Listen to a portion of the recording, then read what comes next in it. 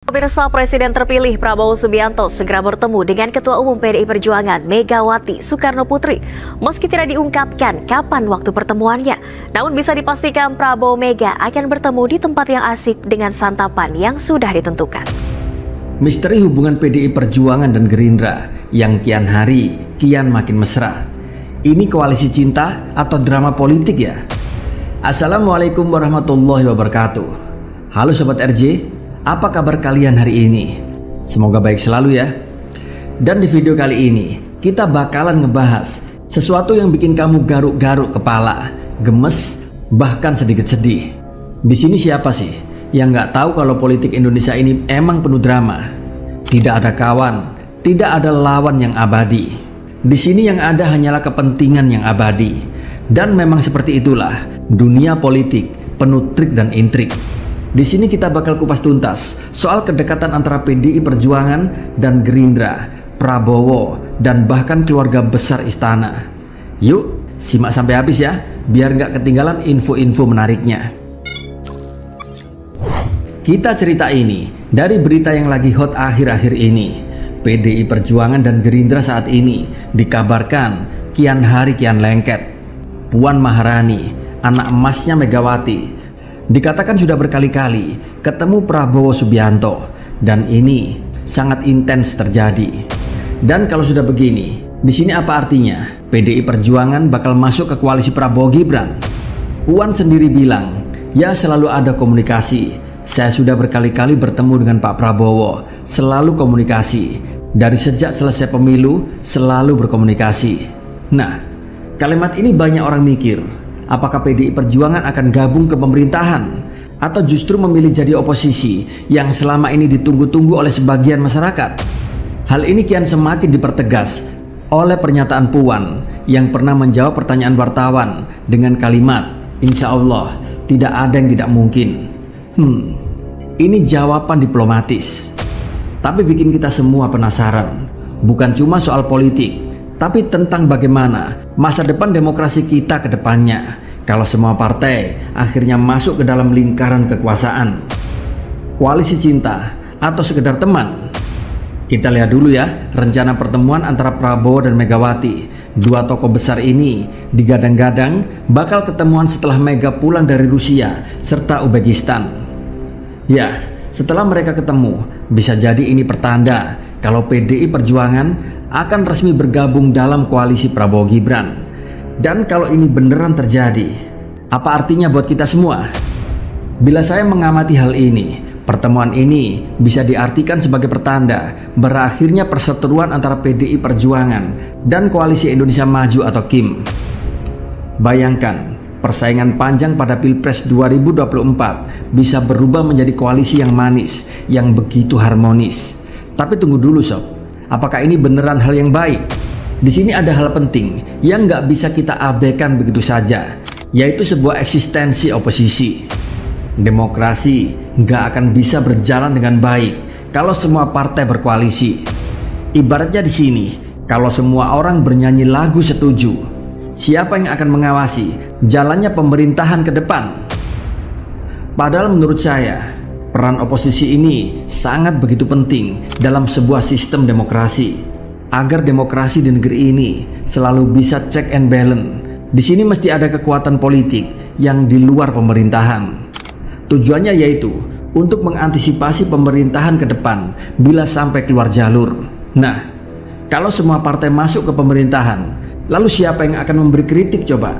Lalu siapa yang akan mengawasi program-program yang mungkin merugikan rakyat? Di sini jangan sampai kita terjebak dalam skenario di mana semua kekuasaan dipegang oleh satu kelompok besar tanpa ada yang berani bersuara beda. Tentu saja hal ini sangat begitu berbahaya. Bayangkan saja kalau PDI Perjuangan benar-benar gabung koalisi.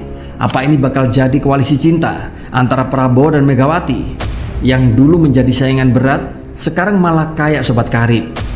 Jadi kalau ini beneran terjadi, jangan kaget ya kalau ke depan bisa jadi kita akan melihat mereka bikin TikTok bareng suatu hari nanti. Siapa tahu ya kan, Prabowo sama Mega TikTokan bareng-bareng. Tapi jangan salah sob, hubungan politik di Indonesia kadang memang kayak sinetron. Kita nggak pernah tahu kapan musuh jadi teman dan kapan teman jadi musuh. Tapi ngomong-ngomong soal demokrasi tanpa oposisi, kita juga harus ingat nih, keluarga Presiden Jokowi, mulai dari Gibran yang sekarang jadi wapres, Kaesang yang sempat bikin heboh dengan kasut privat jetnya, hingga Bobi Nasution, suami Kaheyang. Semua ikut dalam dinamika politik ini. Seru ya, kayak nonton reality show keluarga besar istana. Tapi dampaknya lebih besar dari sekedar drama keluarga biasa. Kalau kita bicara soal masa depan politik Indonesia, sebenarnya PDIP masuk koalisi. Bisa jadi hal ini akan jadi angin segar buat Prabowo ke depannya. Kenapa? Karena jika PDI Perjuangan bergabung, jalannya pemerintahan Prabowo bakal jauh lebih mulus. Dengan dukungan PDI Perjuangan di belakangnya, Prabowo pun bisa fokus menjalankan agendanya tanpa terlalu banyak hambatan dari DPR. Seperti lagunya Bang Iwan yang melegenda, yaitu Wakil Rakyat, dan nyanyian lagu Setuju. Tapi di sisi lain, kita nggak bisa menutup mata bahwa keberadaan oposisi itu sangat begitu penting dalam sistem demokrasi kita saat ini. Sejarah politik Indonesia sudah menunjukkan bahwa nggak ada kekuatan politik yang bisa bertahan dari gelombang kritik publik kalau mereka sudah mulai nyimpang dari nilai-nilai moralitas politik. Tentu saja hal ini bisa memicu sebuah pemerintah yang otoritarian, penegakan hukum yang semakin tidak transparan, kolusi, korupsi, dan nepotisme semakin masif di semua lini. Kebijakan pemerintah pun semakin menguntungkan para elit. Jadi kalau ke depan ada usulan gaji pejabat naik 20% dan pajak rakyat naik 10%, jangan heran kalau tidak ada penolakan di parlemen. Dan undang-undang tersebut pun akan langsung diketuk dengan teriakan setuju. Karena di parlemen sendiri mereka sudah TTM-an, asal saling menguntungkan, nggak apa-apa kok bila rakyat dikorbankan. Sobat RJ semuanya, dari sini kita bisa mengambil pelajaran penting. Jangan sampai kita sebagai rakyat jelata ini hanya jadi penonton dari drama politik elit yang main-main dengan nasib bangsa ini. Dan apakah PDI Perjuangan akan masuk koalisi atau tidak? Yang jelas, kita harus terus mengawasi jalannya pemerintahan. Kita di sini nggak boleh diam dan menerima segala keputusan tanpa ada yang mempertanyakan atau mengkritisi. Dan jangan lupa, demokrasi itu tentang keseimbangan. Jika kekuasaan dibiarkan tanpa kontrol, maka yang akan rugi tentu saja kita semua rakyat jelata. Kita lihat saja ke depan, apakah koalisi cinta ini kian semakin mesra dan berlabuh dalam sebuah ikatan. Terima kasih ya sudah nonton video ini sampai selesai. Jangan lupa share video ini ke teman-teman kalian, biar mereka juga tahu drama-drama politik terbaru saat ini. Dan jangan lupa like, subscribe, serta aktifin lonceng notifikasinya agar kalian gak ketinggalan update-update terbaru dari kanal ini. Di sini kita harus bicara dengan hati dan otak demi masa depan kita bersama. Sampai jumpa ya dalam video kami berikutnya. Salam dari rakyat jelata. Wassalamualaikum warahmatullahi wabarakatuh.